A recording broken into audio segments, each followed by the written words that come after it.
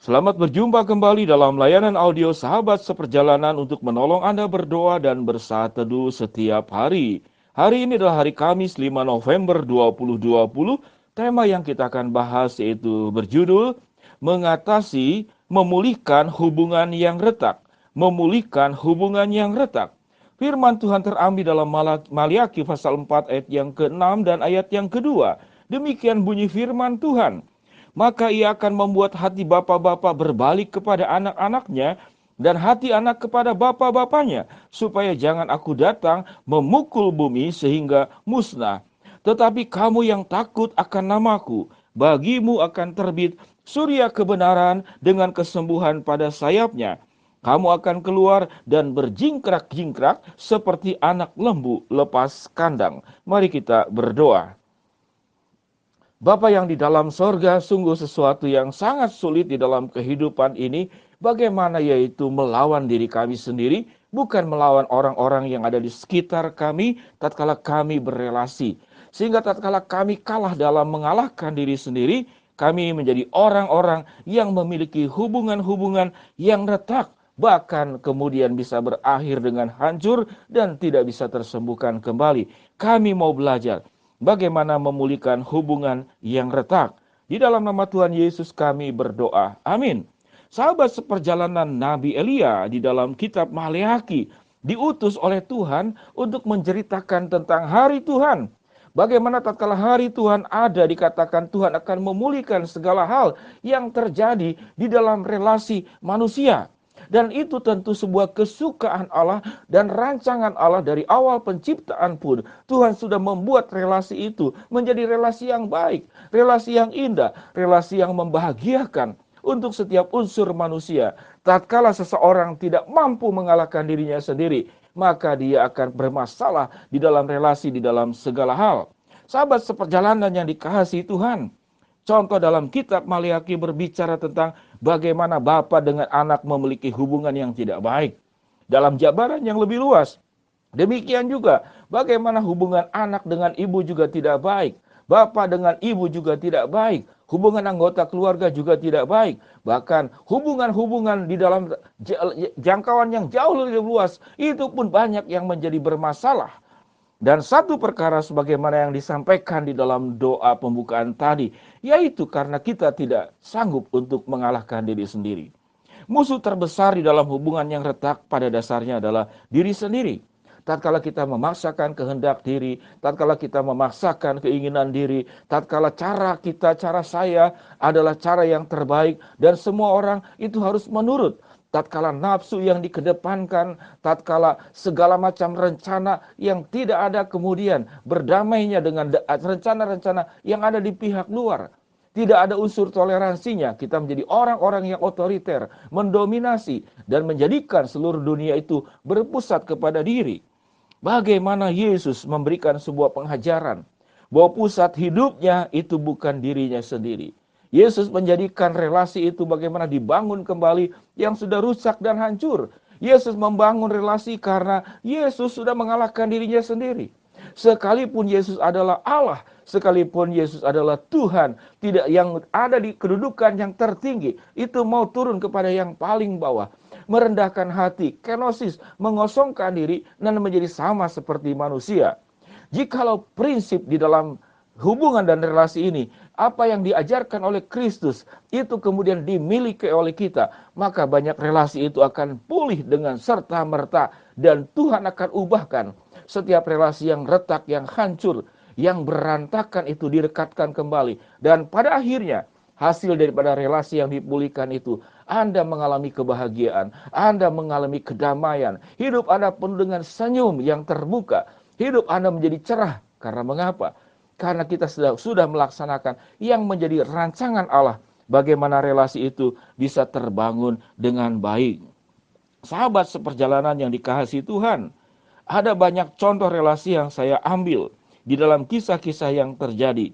Ada dua kisah. Kisah yang pertama adalah tatkala seorang istri yang kemudian dilakukan kekerasan dalam rumah tangga, KDRT, dipukul, dimarahi, disobek baju. Nah, ada sebuah peristiwa. Dan itu sudah sekian lama terjadi.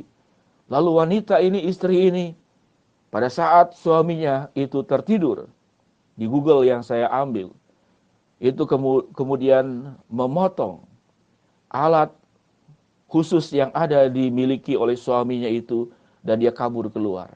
Tatkala kabur keluar, dia menyadari bahwa tindakan itu adalah salah. Kemudian dia mengontak 911, melaporkan kepada polisi, dan di dalam sidang pada akhirnya kemudian polisi memenangkan perkara itu, bahwa istrinya itu adalah dalam rangka membalas dendam untuk semua tindakan yang bisa berakhir dengan kematian, dengan kekerasan yang ada pada diri suaminya.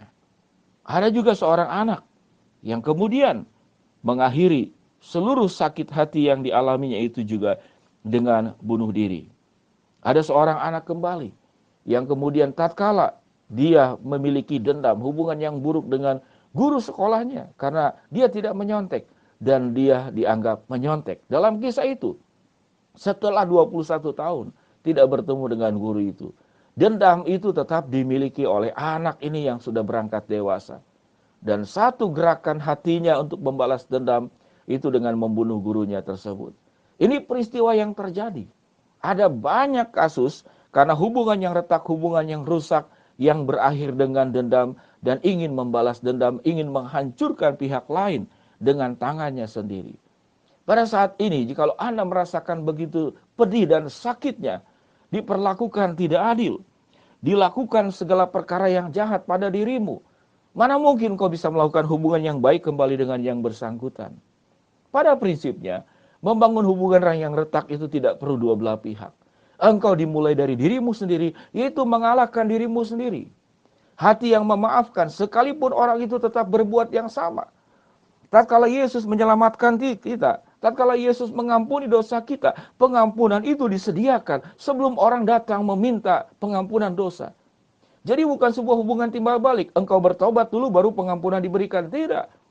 Allah menyediakan pengampunan untuk setiap orang manusia yang berdosa, sekalipun manusia belum bertobat, itu disediakan.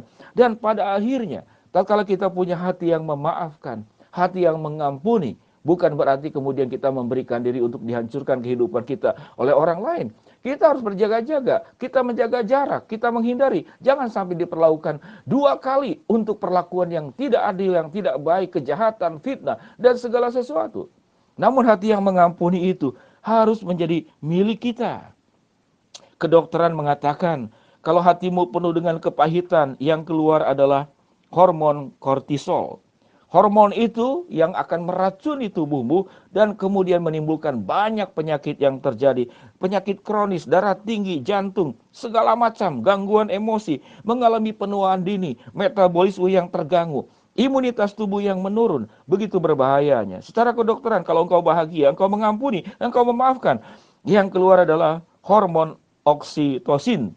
Hormon itu adalah hormon yang meningkatkan imunitas, membuat engkau lebih awet muda, membuat engkau bertahan, membuat engkau bahagia. Pada dasarnya hubungan yang retak itu dimulai dari engkau melawan dan mengalahkan dirimu sendiri. Tatkala engkau melawan mengalahkan dirimu sendiri dengan kasih Kristus, dengan pengampunan Kristus, Tuhan berkata apa?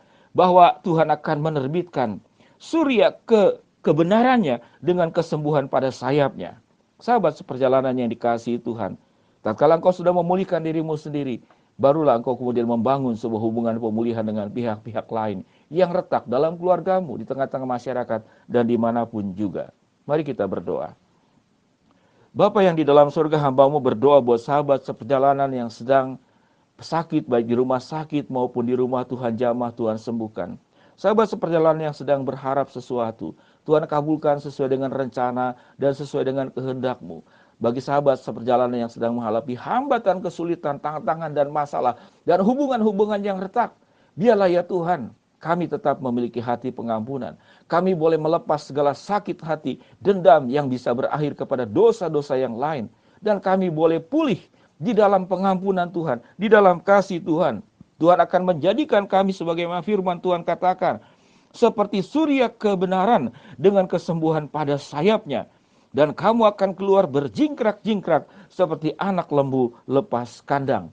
Kami mau belajar pulih dari semua sakit hati, dan kami berupaya untuk kemudian memulihkan hubungan yang retak dengan pertolongan Tuhan. Kami sanggup ya Tuhan dengan siapapun hubungan itu yang sedang kami mengalami dalam kondisi yang tidak baik. Di dalam nama Tuhan Yesus kami berdoa. Amin. Shalom sahabat seperjalanan yang dikasihi Tuhan. Bertekadlah untuk memulihkan hubungan yang retak dengan cara engkau melawan dirimu sendiri, menundukkan dirimu sendiri di dalam terang kebenaran firman Allah. Tuhan akan bukakan jalan.